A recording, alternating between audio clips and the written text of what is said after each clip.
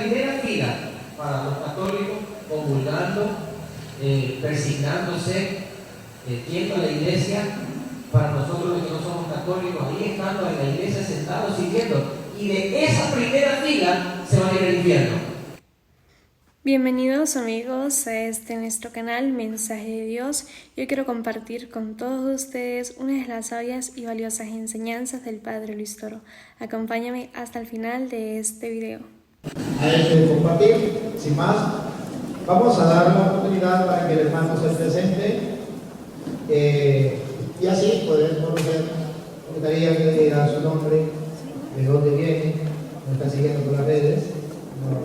La gente pues, a lo mejor lo conocen, pero así por aquí.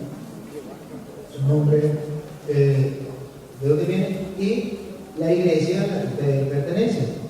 Y luego pues yo también me presento. Voy a dar un saludito a la gente, un saludito bienvenida, de nuevo que no sea una predicación, sino un saludo. Está bien, buenos días para todos. Me siento muy feliz de estar entre gente que ama a Jesús, que aman a Dios. Estuve compartiendo con unos hermanos recién de Resistencia, momentos lindos, y escuchar el testimonio de gente que sirve a Cristo y que ama y busca al Señor y ama su venida, ama su reino, me llena de alegría. Yo soy Donald Franz, soy paraguayo, nací aquí en las Colonias Unidas, en Huenau. Mi familia, somos todos de aquí. Conozco a muchos de ustedes. Ya veo al señor Roy, abrazo, un gran amigo. Nos conocemos hace muchos años y a muchos de ustedes los conozco también. Estoy feliz de estar con ustedes. Soy papá. En realidad soy en este orden, voy a decir. Soy marido, papá y pastor, en ese orden. Primero soy esposo, pero primero soy siervo de Dios, después soy esposo, soy papá y después soy pastor. En ese orden lo digo bien porque para mí lo más importante después del Señor es mi esposa, después son mis hijos y después la iglesia. Entonces estoy abocado en eso, en pastorear en primer lugar a mi familia, que es mi primera iglesia, a la cual amo con toda mi alma y quiero ver a mis hijos sirviendo a Cristo, como usted también, ¿verdad? Nadie quiere que sus hijos se pierdan. Y soy pastor de una iglesia local aquí en Encarnación, que se llama Iglesia de Dios, que en realidad la denominación para mí no cuenta mucho, porque cuando usted vaya al cielo, todos nos vamos, ¿verdad? ¿Usted está seguro que se va al cielo, no? Bien. Dios no te va a preguntar jamás de qué religión eres. No te va a preguntar si eres católico, evangélico, protestante, bautista, pentecostal o de la renovación, no. Pero sí te hace una pregunta. La pregunta que te va a hacer es: ¿recibiste a Jesucristo como Señor y Salvador? Esa es la única pregunta. Entonces, asegúrese de eso. Asegúrese de estar en el reino. Jesús dijo: muchos van a querer entrar y no podrán, porque en realidad nunca se arrepintieron y nunca recibieron a Jesucristo. Entonces, en eso estamos. Así que gracias por invitarme, estoy feliz de estar con ustedes compartiendo. No, gracias.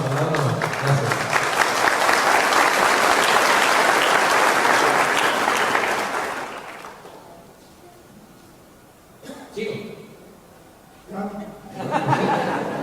Si quieres sigo, pero no, está bien, porque no, que ya llevamos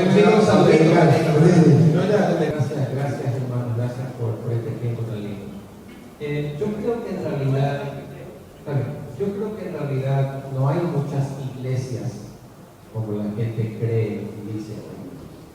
Para mí hay solamente dos iglesias, si se puede llamar iglesia a la segunda. ¿Y cuáles son esas dos iglesias? La verdadera y la falsa.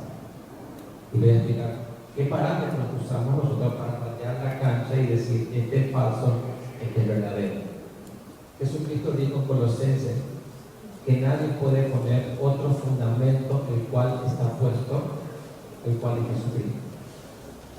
Él es la piedra angular sobre la cual se edifica la iglesia.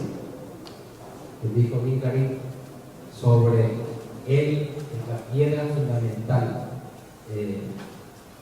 que da origen y vida a la iglesia. Jesucristo es la piedra fundamental. ¿Estamos de acuerdo con esto, sí o no? ¿Estamos de acuerdo? Jesucristo. Colosenses capítulo 2. Entonces, cuando Jesucristo, todo el capítulo en realidad habla de eso. Cuando Jesucristo dice que Él es la piedra fundamental, Él está diciendo, basado también en Juan 14:6. ¿Sí? Juan 14:6, Jesús va a decir, yo soy el camino, la verdad y la vida. Nadie puede llegar al Padre sino a través de mí. Amén. ¿Cuál es el camino? Él es el único camino al Padre. El apóstol Pedro, en Hechos 4, versículo 12, él va a decir lo siguiente: que solamente no hay otro nombre, dice, no hay otro nombre dado bajo el cielo a los hombres en quien podamos ser salvos. ¿Y quién es ese nombre? Jesús. El apóstol Pedro, que era el hombre de confianza de Jesús, ¿no? Jesús tenía 12 discípulos, ¿sí? Y Pedro era su hombre de confianza. Él le dijo, nadie puede poner otro fundamento. Y Pedro va a decir, bien clarito, no hay otro nombre dado bajo el cielo a los hombres en quien podamos ser salvos. Si yo quiero ser salvo, ¿a quién tengo que ir? A Jesús. Lo dijo Pedro, lo dijo Jesús. Nadie puede llegar al Padre sino a través de quién? A través de mí, Jesús. El apóstol Pablo, que se arrojó el título de perito arquitecto de la iglesia, dice, yo como perito arquitecto puse el fundamento ahí en Efesios capítulo 4, ¿verdad? Y él pone el fundamento de la iglesia, hablando en 4:11, él va a decir que Dios estableció apóstoles, profetas, evangelistas, pastores y maestros. Es sobre los 5 ministerios que habla la iglesia. Ahora atención con esto. Pablo va a decir en Timoteo 2:5, él va a decir, hay un solo Dios. ¿Estamos de acuerdo con eso o no? Sí. Él va a decir que hay un solo mediador, va a decir Pablo, el cual es ¿quién? Jesucristo. Entonces, estamos hablando otra vez de que si yo quiero llegar al Padre, hay un solo camino, y ese camino es Jesús. Si yo quiero llegar a ser salvo, hay una sola manera de ser salvo, y es Jesucristo.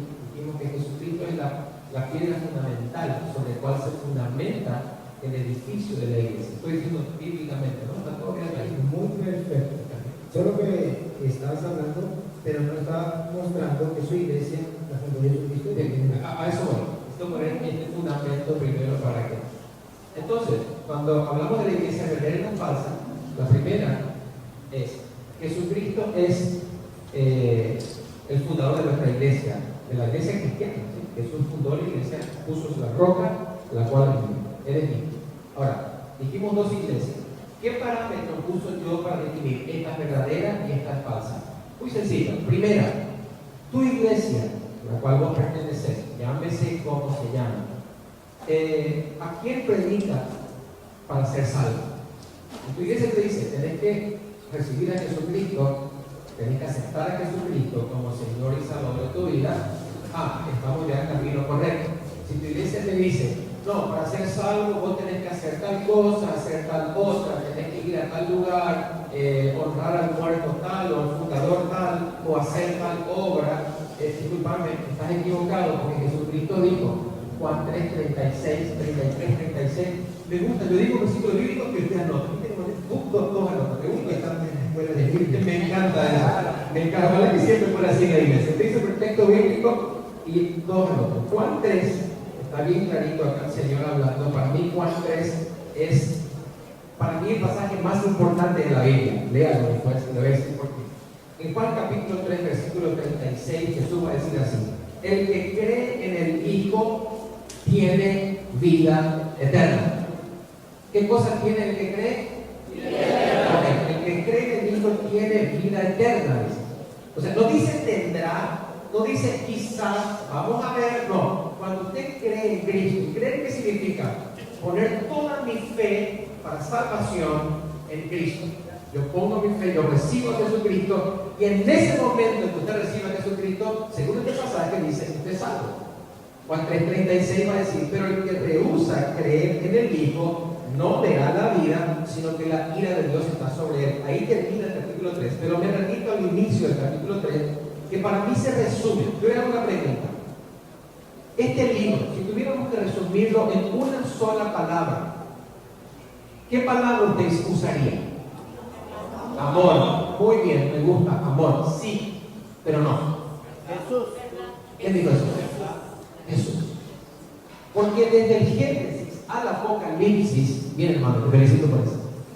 Hay una sola cosa que Dios quiere que toda persona que lea este libro se encuentre en esa cosa. ¿Y qué es? Jesús. Desde el Génesis capítulo 3, versículo 15, en el mismo huerto del Edén, cuando Dios echa fuera al hombre del huerto del Edén, le echa y dice, ahora Adán vas a tener que salir de mi presencia, lo saca del huerto. Desde ese momento, ahí cuando Adán sale, Dios le da una promesa a Adán y le dice, ¿sabes qué, Adán? Ahora te echo de mi presencia, pero te digo una cosa, yo voy a volver a vos. Voy a mandar a la simiente de la mujer, que sería Jesucristo, de la mujer, y esa simiente te va a pisar la cabeza, ¿no? Y te va a destruir. ¿Quién era esa simiente? Jesucristo. Jesucristo dijo, de esa simiente, la simiente de la mujer va a ser la que va a pisar. ¿Cuándo Jesucristo derrotó al diablo? En la cruz.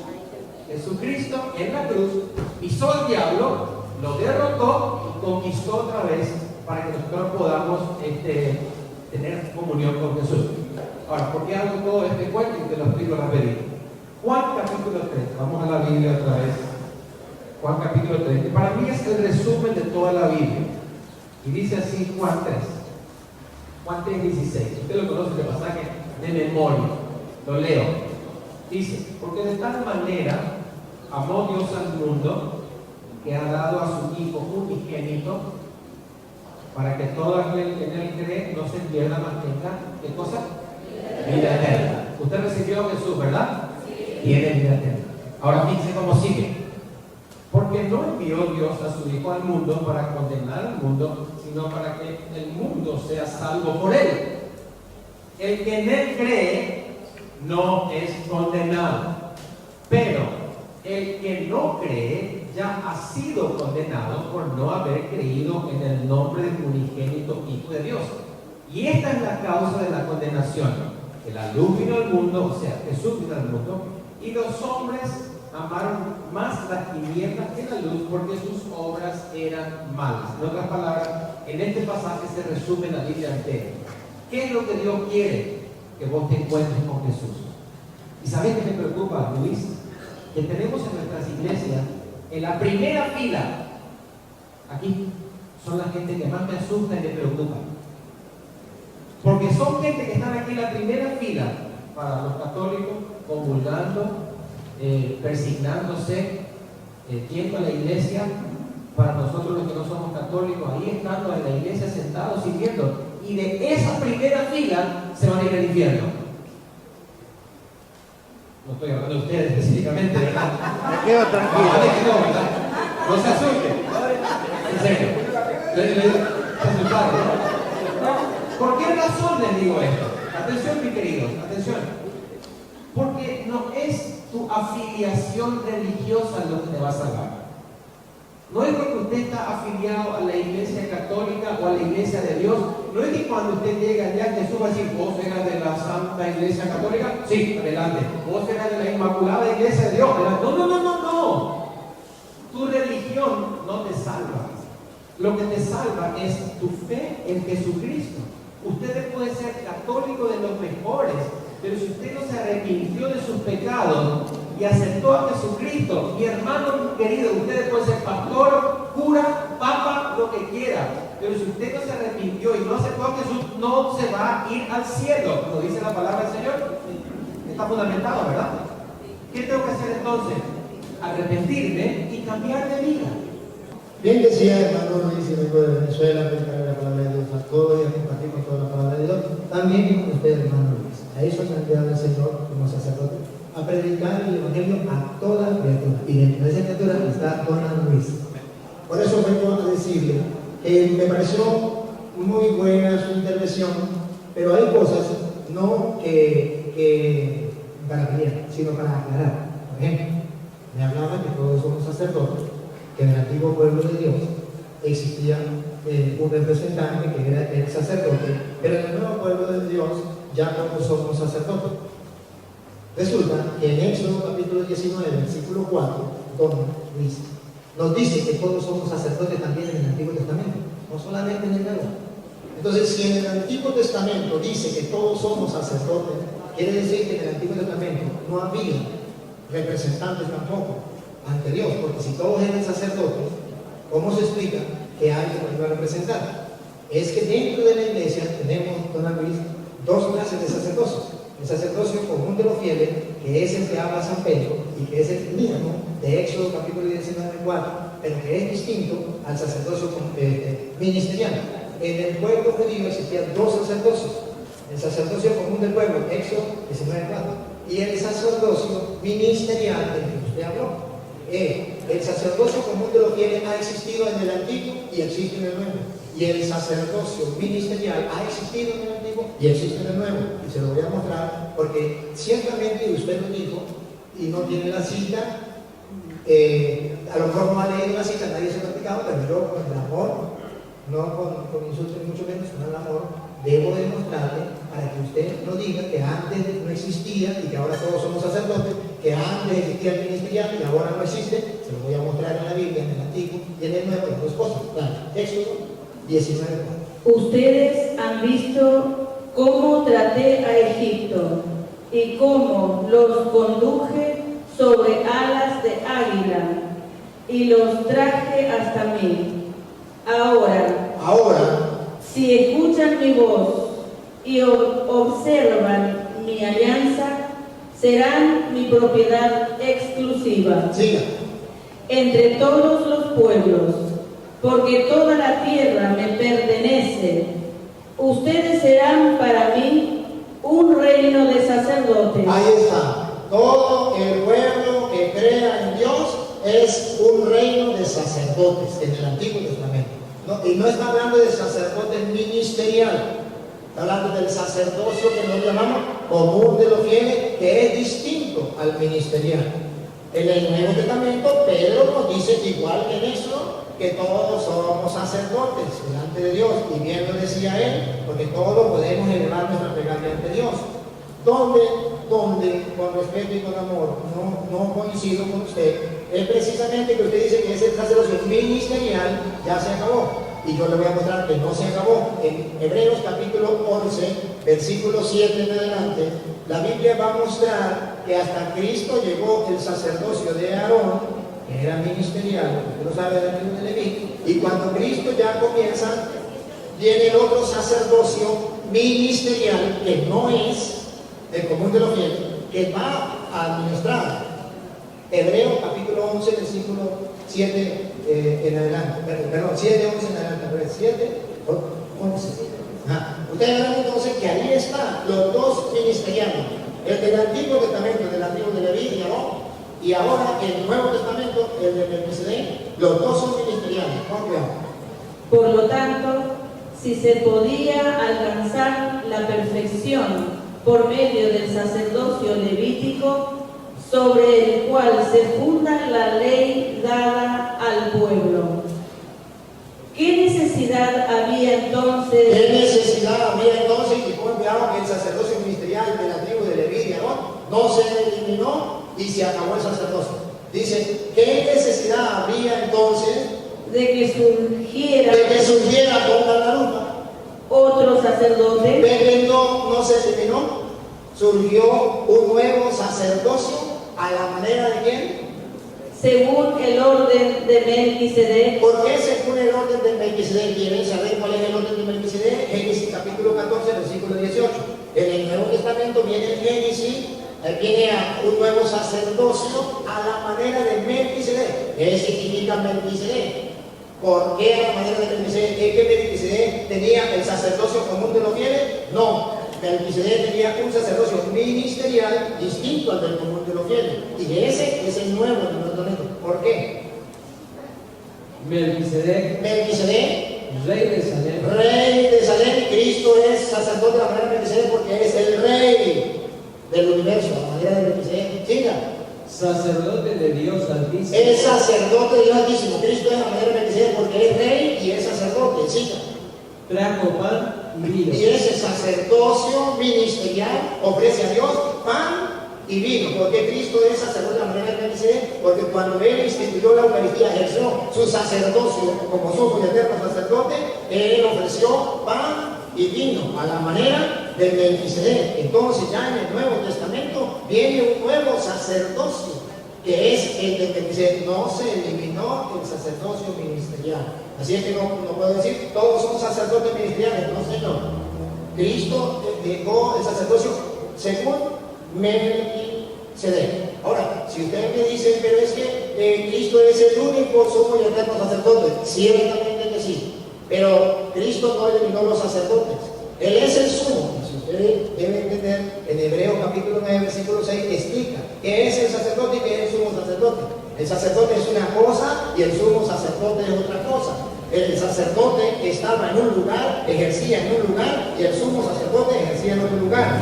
Y ustedes lo van a escuchar porque no son palabras mías de yo, es la Biblia. Hebreos capítulo 9, versículo 6, en adelante. Para que vean ustedes que Cristo es sumo y eterno sacerdote, no quitó los sacerdotes. Él es sumo. Entonces ya no hay más sumo y eterno sacerdote. Él es el sumo y eterno sacerdote. Los demás somos sacerdotes, a la manera de decir, pero no somos sumos y eterno sacerdote. Cristo es el toque. Dentro de este ordenamiento, los sacerdotes entran siempre al primer recinto. Aquí está, los sacerdotes entran al primer recinto siempre, todos los días. Los sacerdotes para en la arena. Recuerde que había una cortina en el lugar santísimo. Esto está en el versículo 4 en adelante, si usted quiere. Pero no lo vamos a leer por ser del tiempo. Pero la primera cortina se llamaba, de la cortina para allá, la primera cortina se llamaba lugar santísimo. Y en la segunda, de la cortina para acá, el segundo lugar se llamaba lugar santo. Los sacerdotes entraban todos los días en el lugar santo. Y el sumo sacerdote, ¿cómo quedaba? Para celebrar el culto. Pero al segundo solo entra una vez al año el sumo sacerdote. Hagan la diferencia. No es lo mismo el sumo sacerdote que el sacerdote. El culto, ¿quién lo ofrece a Dios? El sacerdote. Aquí todos los días, a este lado de la cortina que representa este mundo. Al otro lado de la cortina donde entró Cristo, que es el reino de los cielos, entró solo y únicamente el sumo y eterno sacerdote Cristo Jesús. Entonces hay una diferencia. Cristo no eliminó los sacerdotes. Existen los sacerdotes que ofrecen el sacrificio, el culto al Señor. Ahora bien, Muy bien amigos, hemos llegado hasta el final de esta importante reflexión y espero que juntos hemos encontrado valiosas lecciones y un momento de inspiración en las palabras del Padre Luis Toro. Si te gustó esta enseñanza, por favor no te olvides de darle like, comenta en la parte de abajo qué tal te pareció y ayúdame a poder difundir el mensaje de Dios compartiéndolo con tus familiares y amigos. Que Dios y María Santísima los acompañe. Hasta pronto.